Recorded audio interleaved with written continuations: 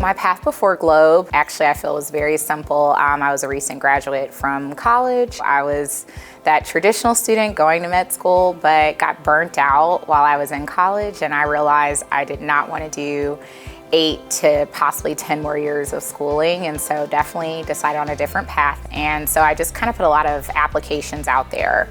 On the actual day of my Globe Life interview, I had 2 other interviews. I went in and I tell people I was sold. I actually canceled those other 2 interviews.